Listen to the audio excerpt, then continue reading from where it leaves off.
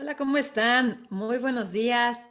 Mi nombre es Olga Muciño y estamos este día transmitiendo desde la Ciudad de México para ustedes en esta segunda parte de un programa muy lindo, muy interesante, del cual muchas gracias porque hemos recibido comentarios extraordinarios sobre lo femenino y la diversidad en la cultura.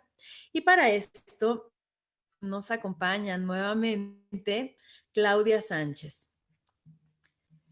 Claudia Sánchez es licenciada en psicología, magíster en psicoanálisis. Realizó tareas de docencia, investigación y extensión entre 1995 y 2016 en el ámbito de la Universidad Nacional de Mar de Plata. Realiza su práctica clínica en consultorio privado desde 1998 hasta la actualidad. Y es para mí un súper honor que estés por acá, Claudia, nuevamente. Muchísimas gracias, bienvenida. Hola, hola, hola, Olga, y a todas las personas que están participando, digamos, de esta nueva comunicación. Agradecida Gracias. una vez más por la invitación y por la calidez de esta ida y vuelta que hemos ido generando. Que ha estado sin lugar a dudas interesantísima. Y bueno, a mí me gustaría que hiciéramos un recorrido de lo que sucedió en el programa anterior como para poder entrar en contexto, ¿no?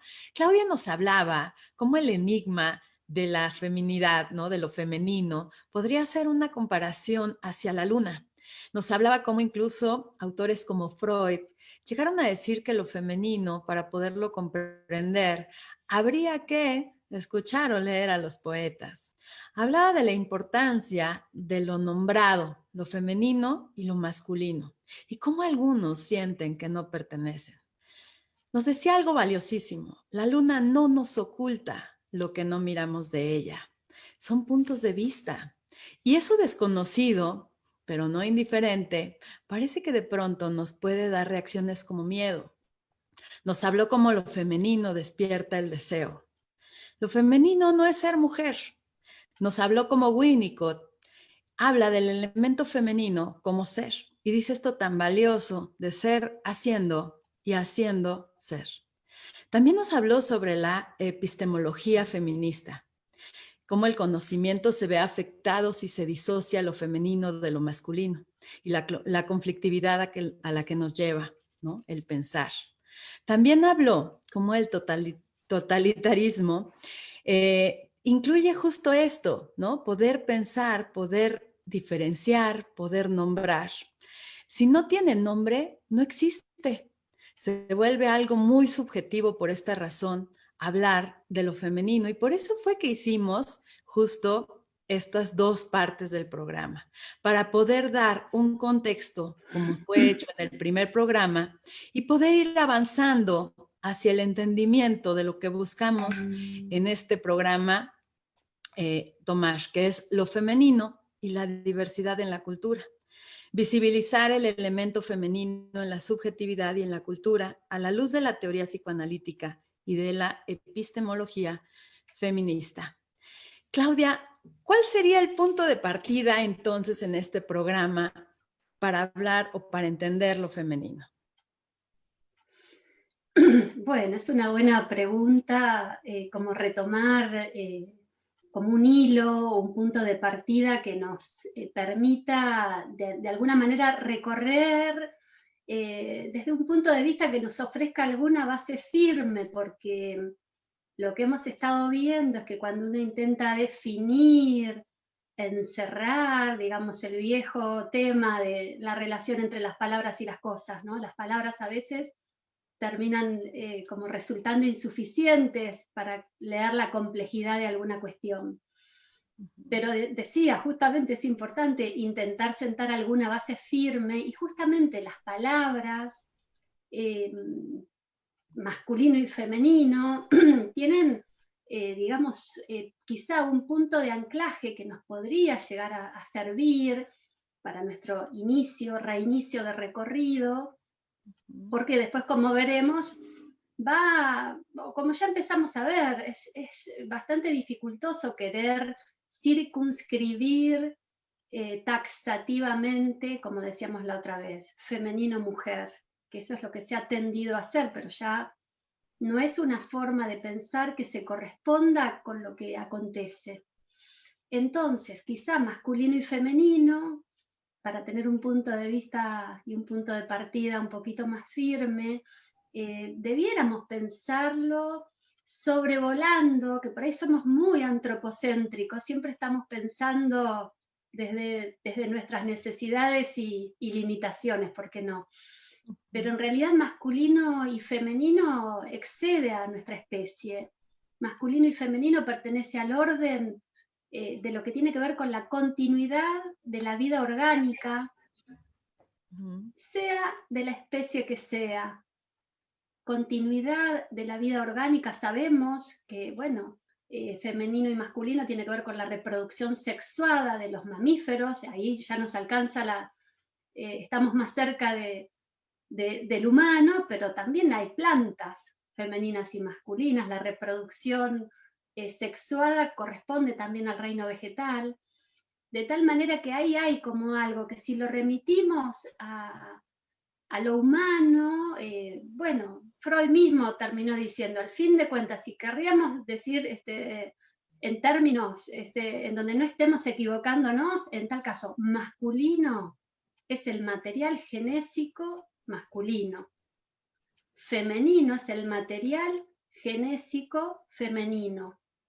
Es decir, y bueno, y para completar esto, en el humano, digamos, el punto de partida para pensar a las personas que pertenecen a nuestra especie es la bisexualidad constitucional. Se Claro. especifica a lo largo de la historia identificatoria cuál será la identidad asumida por la persona, que puede coincidir o no con el sexo prevaleciente o asignado al nacer.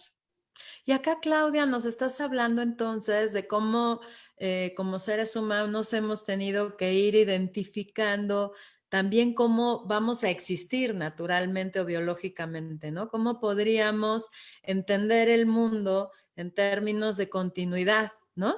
No solamente Exactamente. quedarnos a lo mejor en una sola idea, sino poder decir, bueno, también es cierto que nos sirve saber quién es hombre, quién es mujer y qué pasa para continuar la especie. ¿Lo estoy entendiendo bien?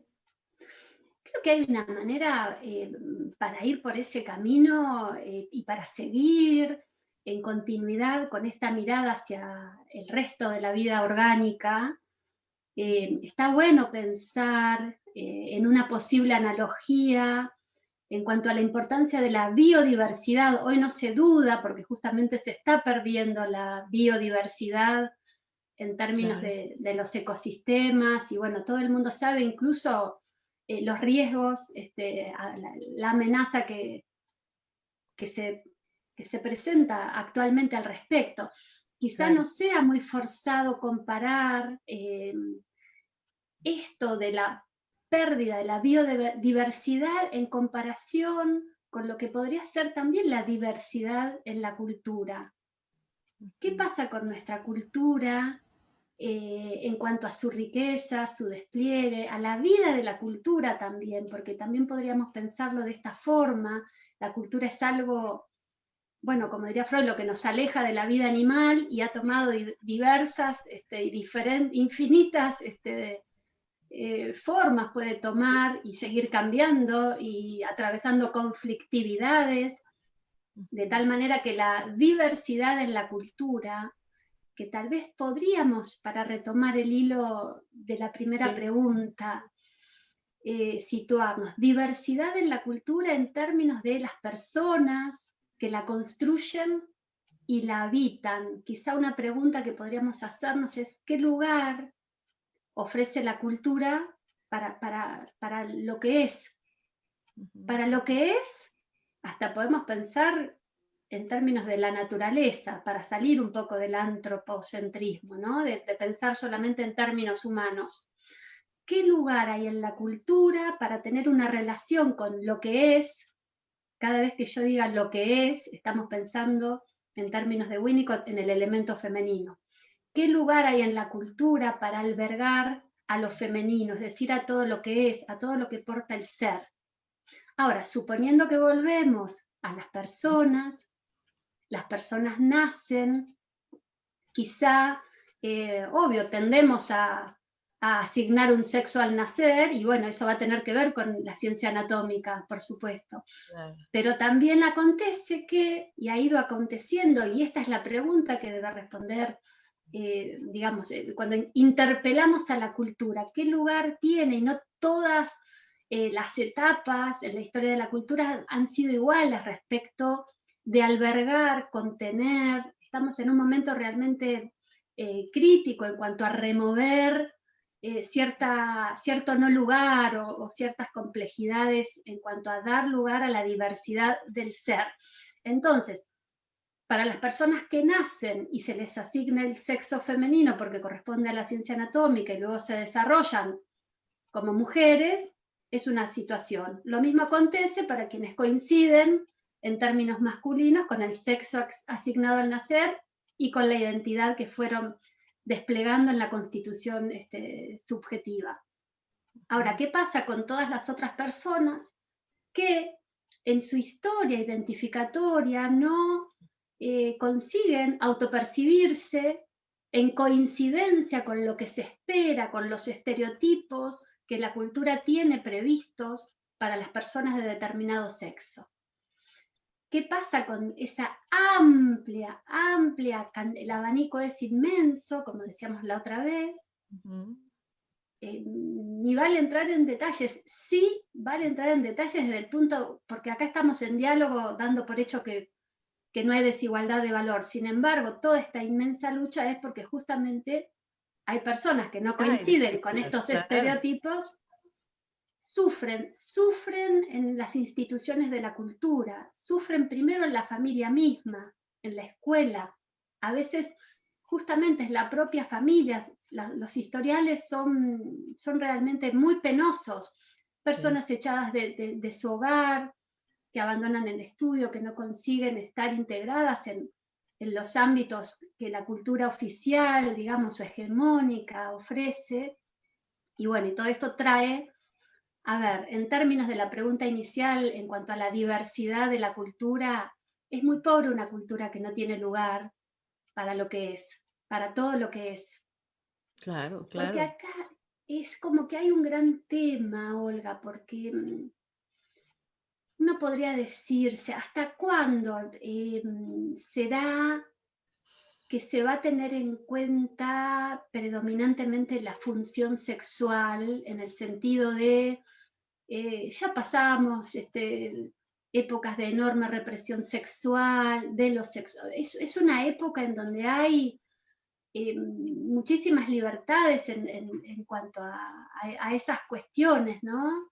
Sí, sí, Sin sí. embargo, bueno, la pérdida de digamos, cuando no se le puede asignar un lugar a todo lo que es, bueno, la pérdida para toda la cultura es inmensa, porque uno podría decir, en tal caso, podríamos preguntarnos y estar alertas en cuanto a cómo goza alguien, si en ese gozo implica someter, violentar o maltratar a otro ser. Ahí podríamos estar como sociedad eh, pensando, digamos, alguna cuestión, pero en la diversidad de la que estamos hablando, no se trata de eso, no se trata de violencia, simplemente se despliega lo que es tal como se fue constituyendo. Claro, claro, claro. Qué importante esto que nos dices, porque me deja pensando en la posibilidad de mirar cómo vuelvo a lo mismo, ¿no? No se puede acotar a un solo lugar, a un solo espacio, a una sola mirada, ¿no? Como incluso estas culturas que no pueden pensar en la diversidad, que no consiguen contemplar y darse cuenta que es parte de, ¿no? Que no es un tema de aceptación, no es un tema, digamos, desde un lugar más narcisista, decir, yo decido si tú existes, si estás, si no estás, ¿no? Si no es un tema justo en inverso sentido, lo pensaba, ¿no? O sea, existe. el que uno pueda o no mirarlo, como justo hablábamos en el programa de la luna y que nos hiciste esta comparación tan linda con la luna, ¿no? Ahí existe. Si no lo podemos ver, es más un tema deficiente de nosotros. Y eso nos empobrece la mente, nos empobrece la acción, ¿no? Nos empobrece la Exacto. crianza, la educación. Qué importante esto que nos dices, ¿no? Sí, y tiene, o sea, tiene muchas aristas, muchas. Uno podría, pero para seguir puntualizando lo que podría tener que ver eh, con la cultura, con lo que es el patrimonio anímico de una cultura también, porque justamente el patrimonio anímico de una cultura en términos freudianos tiene que ver con las representaciones, digamos, que de alguna manera luego organizan los lazos, organizan los lugares para las diferentes personas, o sea, hay como toda una cuestión. Y hay en Freud como una preocupación que puso, les leo una cita porque me parece interesante, que tiene que ver Gracias. con la pregunta por el destino de la cultura, digamos, hay algo que hace que nos preguntemos por el destino de la cultura en la que habitamos, ¿no? Claro. Y en su momento, llegado en 1927, Freud no estaba hablando de lo femenino, pero es el momento de hacer lugar a pensar también el actual movimiento feminista en estos términos. Leo a Freud. Una cultura que deja insatisfechos a un número tan grande de sus miembros y los empuja a la revuelta, no tiene perspectivas de conservarse de manera duradera, ni lo merece. Acá hay algo, porque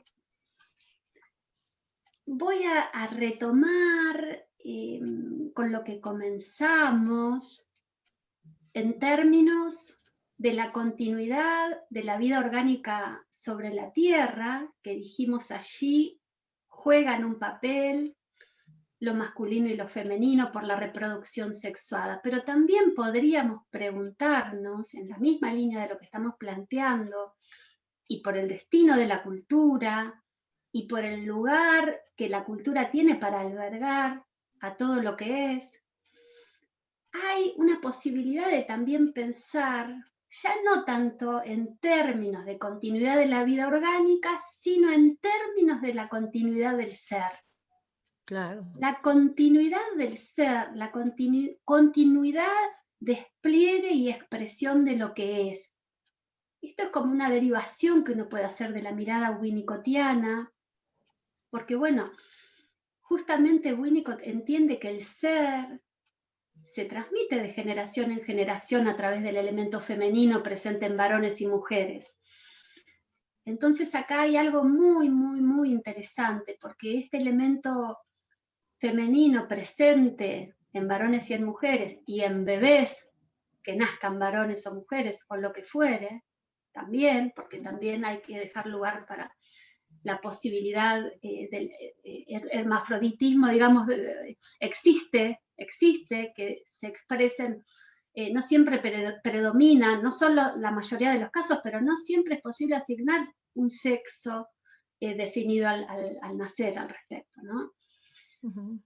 Claro. Pensaba en la continuidad del ser y en el papel que cumple el elemento femenino en ese momento, porque la carga, digamos, energética, la emoción, el soplo de vida con la que llega, o sea, la transmisión de la vida de alguna manera hace que el recién nacido venga con un manojo de emociones, se han llamado emociones instintivas, en psicoanálisis decimos pulsionales, podemos decir el soplo vital con el que llega el ser humano, ese soplo vital necesita del elemento femenino para mantenerse fusionado, para que no se desmezcle y separe en componentes que se van a volver agresivos por un lado y libidinosos por otro. Justamente el elemento femenino,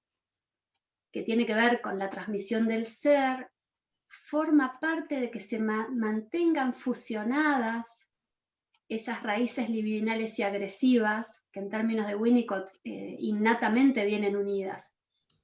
Si las cosas no van bien en los primeros tiempos de la crianza, se van a defusionar con gran costo para la persona, para su desarrollo personal y también para la cultura.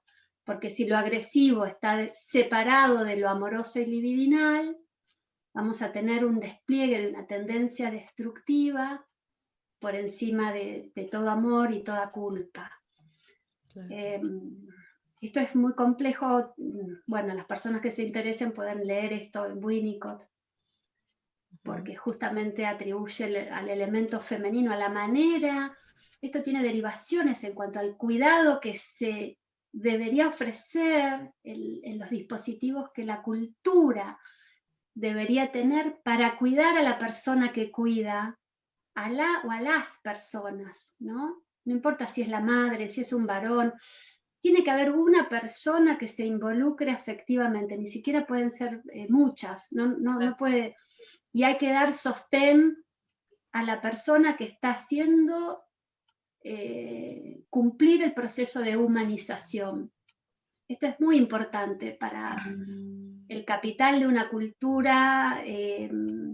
Se puede medir en parte en esta posibilidad de cuidar. No me acuerdo quién lo dijo, pero para criar y humanizar, digamos, a un cachorro humano no hace falta una persona, no hacen falta dos, hace falta por lo menos una tribu, Claro. una cultura. De a Claro, uno una esto no cultura se que puede. contenga, ¿no? Claro, claro. Porque esa transfusión de ser que en esos comienzos de la vida humana, se imagina la persona que está a cargo de eso necesita mucho cuidado de otras personas para hacer esta delicada tarea. Qué valioso esto que nos dices, porque es justo la complejidad hacia donde se dirige este tema, ¿no? Estas situaciones de pensar tan individualmente, ¿no? Tan en una omnipotencia, ¿no? Como si para sacar adelante a un ser humano pequeñito, ¿no? Pensaba en igualarlo a lo mejor a un tema más animal, ¿no? De otro tipo de especies, digamos, ¿no? Claro. Y cómo en realidad el ser humano, pues es un ser social, somos seres sociales, necesitamos de otros, nos armamos de otros, ¿no? Es así, Ujú, es ujú. así. Y la continuidad del ser y el cuidado, y que no se interrumpa la cadena, porque quien nace experimentando ese sentimiento de ser y existir que se transmite con determinado tipo de cuidado amoroso, son personas que van a seguir transmitiendo esa misma. A veces se habla mucho en términos de la violencia, no todas las personas, porque uno diría, sobre todo, bueno, como Winnicott discute el valor, digamos, operativo del concepto de pulsión de muerte, no le sirve para pensar. Y yo coincido un poco en abrir a esa pregunta, porque cuando uno parte de la idea de que hay una pulsión de muerte, bueno, parecería ser que todos estaríamos igualmente portando esa misma potencialidad, que en el fondo se podría decir que sí, pero también constatamos que no todo el mundo tiene disponible su cuota de violencia en la misma, o sea, Dimensión, ¿no? mantenemos exactamente. Ujú. A veces hay como toda una cuestión ahí que se podría llegar a pensar en términos de, sobre todo de dispositivos de cuidado, de contención, de acompañamiento, de las sutilezas que se están tramando cuando se trata de, bueno, de traer y poner en la vida y en la transmisión del ser a un nuevo cachorro humano. Claro, y esto es también me invita un poco a esta reflexión donde la agresividad es algo que se juzga con mucha fuerza cuando se trata de defender los derechos, ¿no? Es como si de pronto nos desviáramos a pensar que esta parte tan hermosa que nos muestras de lo femenino no pudiera ser realmente una parte de un ser humano que cuando se siente agredido podría, por supuesto, despertar y sacar, digamos, la furia, ¿no? Que se requiere de pronto para poder sentirse existente, respetado, valorado, ¿no? Y entonces quedarnos muy cortitos diciendo, pues no que las mujeres tendrían que ser de determinada u otra forma, ¿no? Estos términos tan violentos que se usan sobre mujeres que defienden este movimiento, ¿no? Y cómo es una manera de devaluar totalmente, pero también nos muestra muy poca comprensión del problema, ¿no?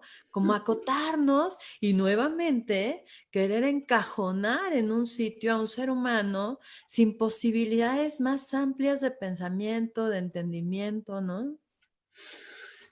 Es amplísimo lo que estás diciendo. Bueno, nombrabas lo femenino, la agresividad, y pensaba en cualquier miembro de la especie, digamos, nuestra, o cualquier otro mamífero que sienta atacada a su cría, digamos, con todo ese amor y cuidado maternal que puede estar puesto, pero no ataquen a mi cría, y en este caso también en la defensa de lo que tiene que ver con el ser. También esto que decís me deriva algo, hay algo de orden y lógica, o sea, de encasillar a las personas. Desde la otra vez venimos como pensando, es como una tendencia del intelecto, encasillar, como ordenar con cierta lógica y tratar de que las cosas después sean acordes a ese orden bueno, que de alguna manera históricamente se construyó, vaya a saber, digamos, pero bueno, de ahí surgen estereotipos. De esa tendencia a dar una lógica también nos hablaba de alguna manera Walter Benjamin, cuando en su escrito o en su guión de radio referido a las brujas, a los juicios, a las brujas, mostró cómo un poco en determinado momento de la historia hubo siglos y siglos y siglos en donde lo de las brujas era parte del bagaje de la fantasía, los monstruos, las brujas, los monstruos marinos, pero en determinado momento se le puso orden y lógica. En determinado momento eso que hoy decimos superstición fue tomado por los filósofos, por los pensadores, por la ciencia misma, la ciencia inclusive naciente. No era la ciencia moderna, pero había ciencia, había personas que estaban en el lugar de pensar en términos digamos, de poder atribuir un cierto orden y lógica a eso, de que, bueno, habría personas que producían determinados, hacían llover, hacían que personas se transformaran en cosas o en animales, o sea, se empezó a atribuir y a dar una lógica. Dijimos que hubo 3 volúmenes, un manual. En realidad el manual no era que le daba lógica, el manual específicamente estaba hecho para saber cómo interrogar y a quién perseguir y a quién mandar a la hoguera, digamos, porque, a ver, volvimos con esto. Es muy trágico a veces que el intelecto, el orden, y ahí le agregamos, bueno, ¿por qué también poner tanto orden y poner tanta lógica? ¿Qué intereses? O sea, la persona que está siendo, ser, hacer, la persona que está en estas dimensiones que decíamos el otro día, del ser haciendo o del hacer siendo, están en una dinámica que son la mayoría de las personas están en eso, digamos, pero también hay otras que están de alguna manera paradas en un lugar desde el cual están sometiendo o teniendo en vistas el tener, el ser y el hacer como elemento femenino y masculino en la cultura, digamos, tiene como deriva de ello toda una dinámica. Ahora, del tener, del dominar, del someter, no nos olvidemos que estas palabras, tener, sobre todo dominar, es la palabra clave que se ha empleado para pensar la manera que el hombre tiene de establecer una relación con la naturaleza. Dominarla a nuestro servicio. Bueno, hay como algo ahí que tiene que ver con todo un aspecto muy, muy, muy complejo. Y bueno, Claro. como quiero tener esto, como quiero obtener esto otro, como quiero, ordeno la realidad de tal manera que yo pueda obtener eso que quiero. Y bueno, ahí se va gestando ya algo que tiene que ver con aparatajes que diseña la cultura al servicio de cuestiones que no tienen que ver con el ser y el hacer, tienen que ver con otras cuestiones que justamente, así como, bueno, la naturaleza, la luna, lo femenino, eh, aquellos seres que despiertan la deseabilidad y que, bueno, y que se generen dispositivos de hacer algo con, digamos.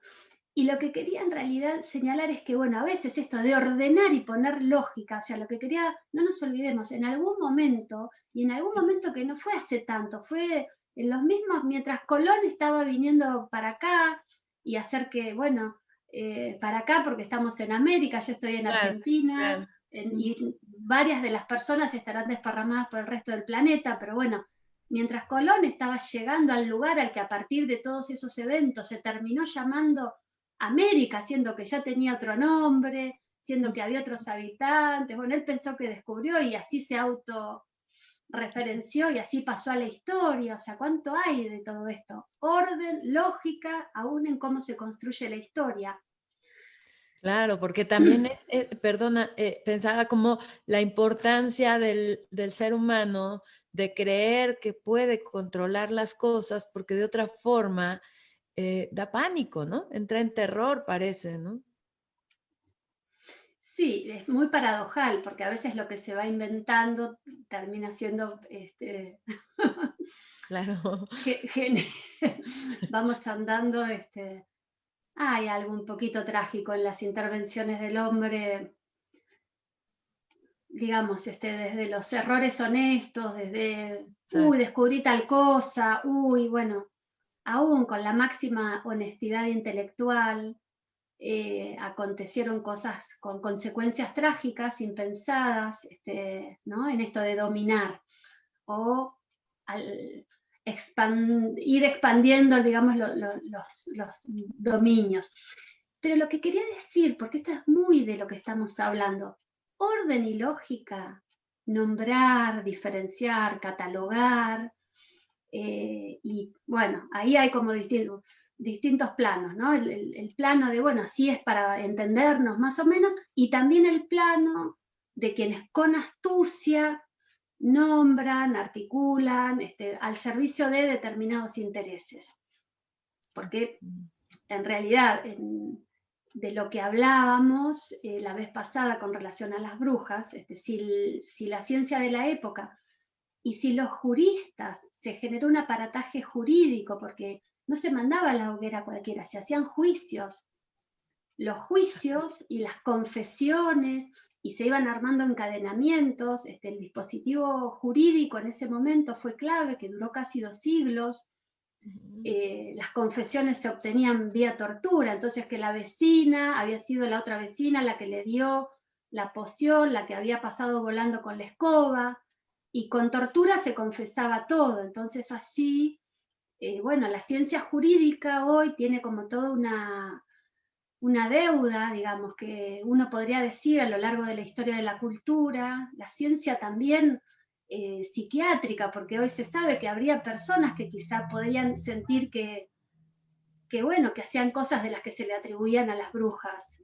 Podía haber personas que deliraran o sea, hoy hay toda una deuda, nuestra cultura, con relación a, y quizá el aparataje jurídico de hoy, de alguna manera, siempre en pugna, siempre con una enorme conflictividad, tal vez siempre llegando después que los más astutos, pero el aparataje jurídico hoy está haciendo que se legitime, que se legalice algo que, por ejemplo, respecto a lo concreto de la diversidad en la cultura. Hoy el aparataje jurídico admite, desde el cambio de identidad registral, en el caso por lo menos de la ley argentina, las personas que desean hacer valer la manera en que se autoperciben y que no coinciden ni con su nombre, ni con, bueno, no están más sometidas a la violencia de tener que poner un nombre masculino cuando se asumen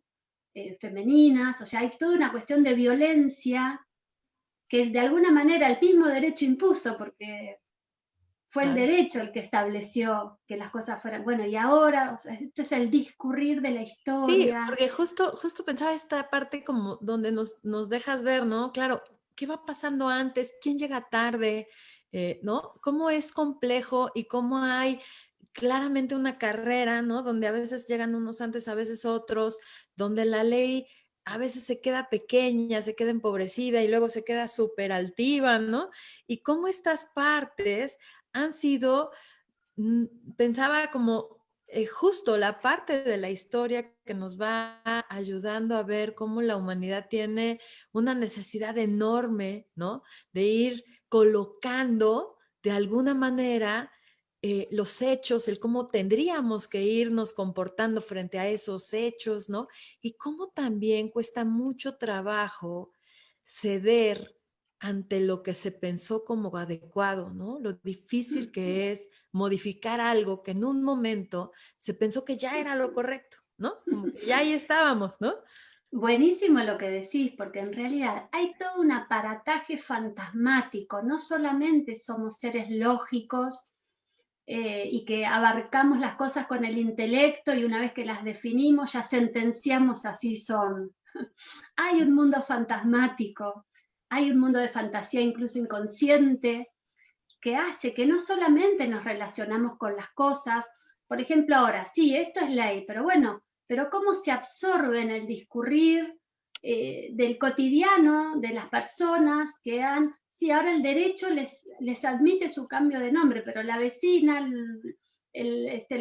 no sé, el verdulero, como se dice, bueno, las personas que conocían su anterior identidad, con la identidad falsa, podríamos decir, o el constructo que penosamente la persona secretamente, o sea, me refiero al mundo fantasmático, porque hay todo un Claro. lugar que tiene que ver con fantasías propias y ajenas que afectan lo que después acontece en el discurrir del día a día del vivir y en el despliegue de los afectos.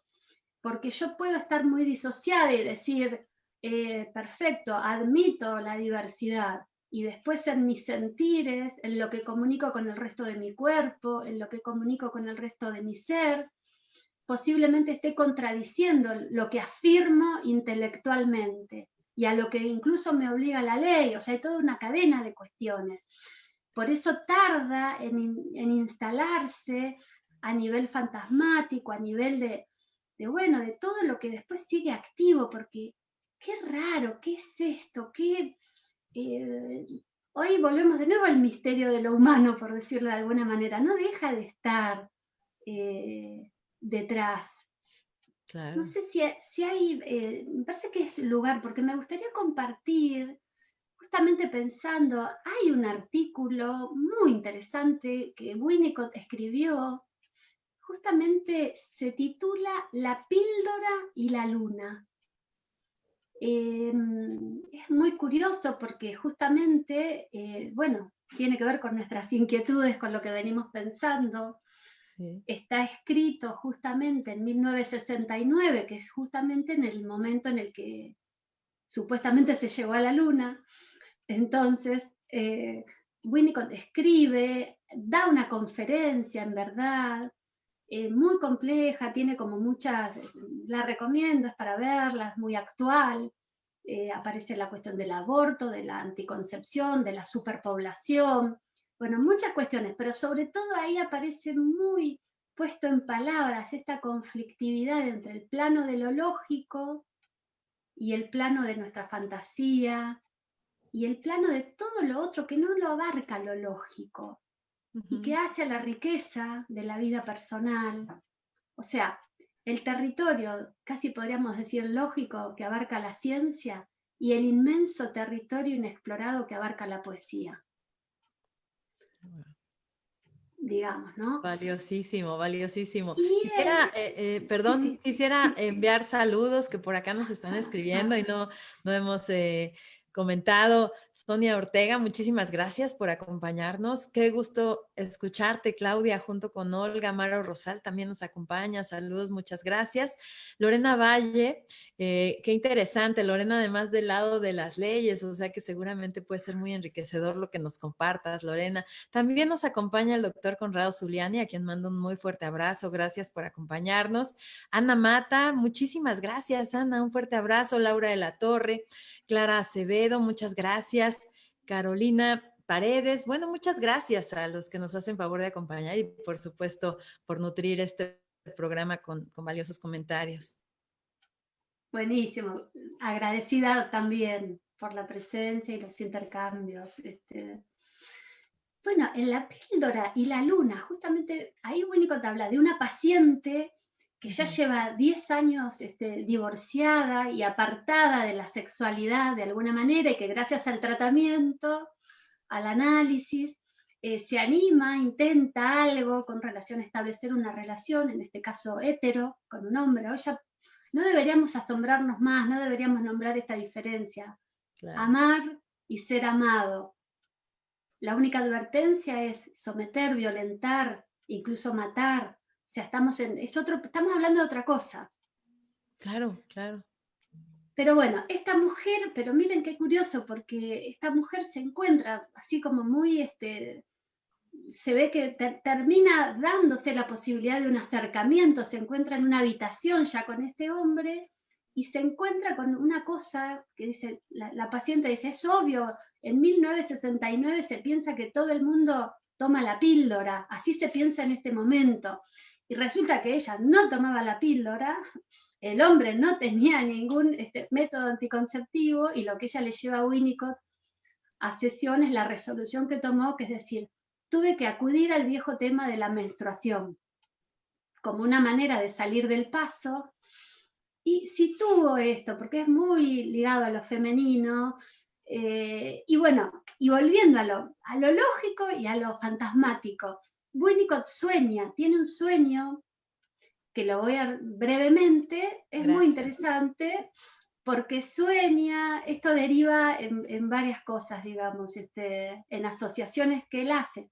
Tiene un sueño que no da el tiempo para decirlo, pero sueña con la luna. Él es una esfera, bueno, se da cuenta que estaba soñando con la luna.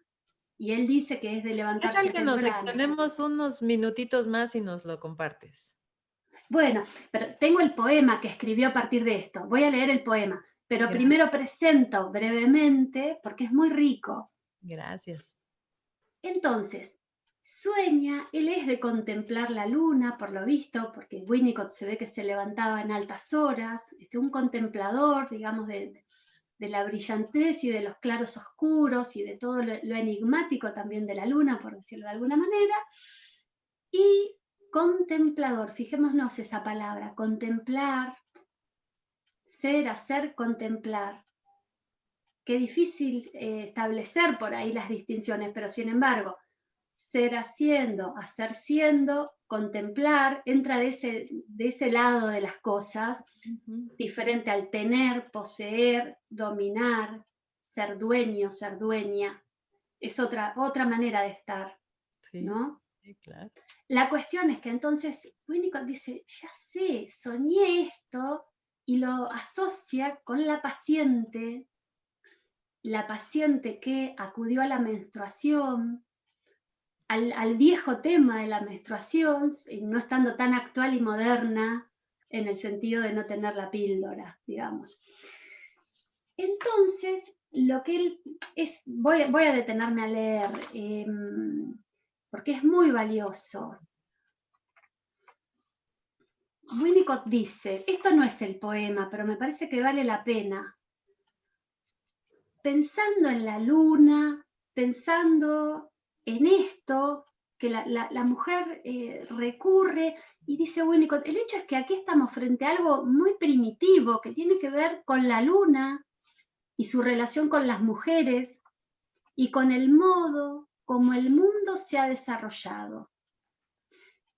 Y ahí Winnicott plantea la prueba que debe superar nuestra civilización en la actualidad y aclara, la prueba cambia día a día, pero en ese momento, fines de la década del 60, la prueba, hoy, dice Winnicott, ¿podemos como poetas recuperarnos del alunizaje norteamericano? ¿Podemos recuperarnos del alunizaje norteamericano? No se esperaban esto. Yo lo leí varias veces, porque para mí va en términos de, bueno, más allá del contemplar y dejar abiertos los enigmas, me fui hasta ahí y, como diría Winnicott, le clavé una bandera. La prueba, repito, que debe superar nuestra civilización en la actualidad es, ¿podemos como poetas recuperarnos del alunizaje norteamericano? Dice bastante, dice, si somos capaces de volver a la poesía y recuperarnos del desembarco norteamericano en la Luna antes de que lo hagan en Venus, podremos creer que aún hay esperanzas para nuestra civilización. Dejo el poema todavía. Parecería ser, a ver, acá lo fantasmático, lo lógico, va a comparar este alunizaje, la llegada del hombre a la Luna con la invención de la píldora, las intervenciones en el campo de lo que tiene que ver con lo más primitivo que sigue siendo subyacente, no se anula lo primitivo. O sea, tiene como una dimensión que me parece que es muy, muy, muy interesante para esto que estamos hablando. Leo brevemente el poema para que tengamos tiempo de comentar. No voy a leerlo todo porque es extenso, pero voy a brevemente. El poema se llama Alunizaje. ¿Acaso ha cambiado algo? ¿Es esta la pauta del triunfo del hombre? ¿El sello de su grandeza? ¿El punto culminante de la civilización? ¿Es lo que dará impulso a la vida cultural humana? No para mí. Esa no es mi luna, símbolo de la fría pureza, señora de las mareas, la que regula las fases del cuerpo femenino. Mi luna no tiene una bandera, ninguna bandera rígida. Su vida está en su activa belleza, en su luz variable, en su luminosidad. Es un fragmento de un poema de Winnicott. Wow, es increíble. Es increíble y creo que sí, es verdad, viene totalmente como a darnos un hermoso, una forma, digamos, de irlo hacia cerrar. Perdón, titubeé porque vi la imagen congelada. Pero justo, ¿no? Pues muy representativo, que por cierto, les puse la liga para que puedan releerlo si gustan, porque me parece que sí, es justamente algo muy, pues muy claro que plasma muy bien justo lo que estamos hablando, ¿no? Sí, porque bueno, la riqueza inmensa de estos materiales, de estos aportes, esta mirada que recuperamos de Winnicott, también se puede condensar, porque me parece que mucho de lo que hemos dicho en términos de lo lógico, en realidad es tanto lo que se nos escapa a la lógica. Hay una frase que a mí me gusta mucho citar de Winnicott, que dice, somos muy pobres si solamente somos cuerdos. Para pensar la diversidad en la cultura, en especial, somos muy pobres si solamente somos cuerdos. Uno podría agregar cosas a esa frase. Todo el mundo estará pensando ahí. Somos muy pobres si solamente tenemos dinero, somos muy pobres si solamente somos, no sé, legales y a ver cómo tengo que tratar a esta persona, cómo hago. O sea, somos muy pobres si solamente somos cuerdos y manejamos las cosas únicamente desde un intelecto. Claro. Sí, sí, esta parte justo que queda tan empobrecida por la poca posibilidad de ampliar las miradas. Claro, exacto.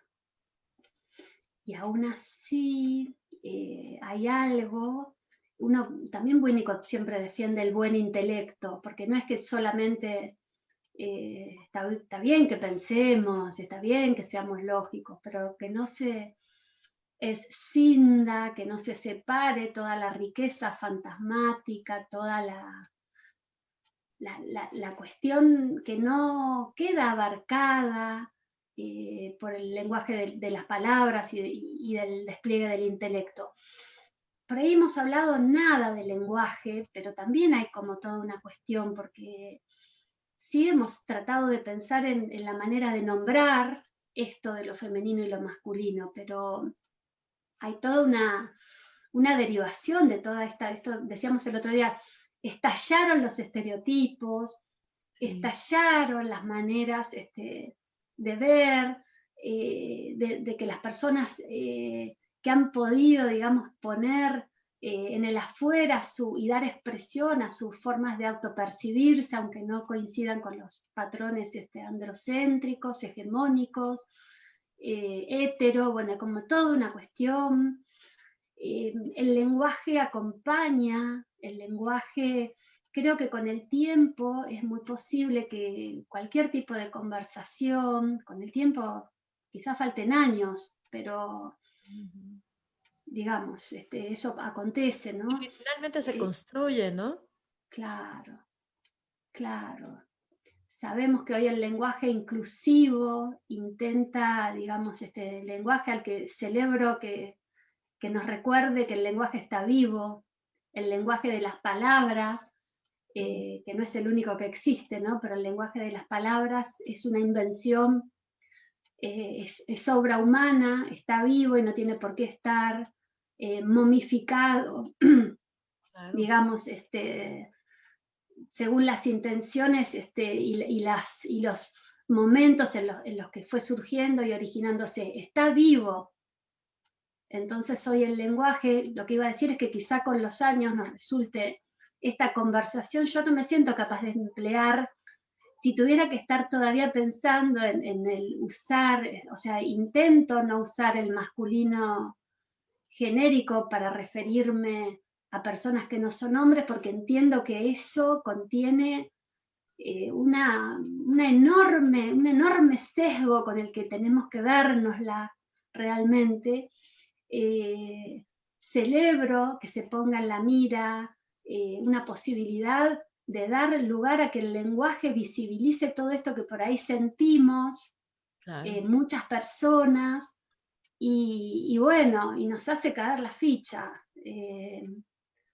Celebro, digo, pero si me pusiera a repasar, creo que no podría ir claramente con los conceptos y los sentires si tuviera que estar pensando cómo nombro, porque no incorporé en mi lenguaje aún algo que me parece que con el tiempo va a tener una generalización hasta que surjan otras cosas, ¿no? Claro, claro, y este lenguaje como un complemento de una capacidad pensante, ¿no? De una capacidad de introyectar esto que nos falta, digamos, del propio lenguaje en nuestra mente y poderlo entonces sí normalizar para poderlo nombrar, ¿no? Y creo que esto que nos dices es muy valioso y también me hace reflexionar un poco. Escuchaba hace no mucho, bueno, evidentemente ayer hubo una cantidad de información valiosísima, ¿no? Y encontré algunas cosas que me parecieron eh, difíciles, ¿no? Dolorosísimas, donde yo pensaba, ¿cuántas situaciones habrá de este estilo, ¿no? Un hombre decía, como sin darse cuenta, terminaba a veces siendo machista en su pensamiento, aunque no lo externara. Y entonces, ¿cómo me hace sentido esto que nos dices? ¿No? O sea, cuesta a veces trabajo, porque es algo distinto, es algo que apenas va retomando tus palabras en el programa anterior, ¿no? Siendo un proceso que avanza, que construye, pero que sin lugar a dudas estamos en el camino. y que es imparable porque ya está, se construyó una senda de expresión para algo que es muy genuino. Exacto. Entonces es imparable. Totalmente, totalmente. Mm. Es tan, de verdad, tan enriquecedor escucharte, Claudia. Yo estoy inmensamente agradecida por estos 2 programas donde abordamos un tema definitivamente complejo, ¿no? El tiempo se nos agota, pero sí me gustaría pedirte, preguntarte, con qué te quedas para que nos permitas quedarnos con una parte de ese pensamiento que deriva de estos 2 programas? Ah, y tal vez me parece que lo que condensa para hacer está bueno sintetizar, es esa frase de que somos muy pobres y solamente somos cuerdos, porque parte de la cordura nos lleva a esta obsesión clasificadora, eh, esa palabra que nombra,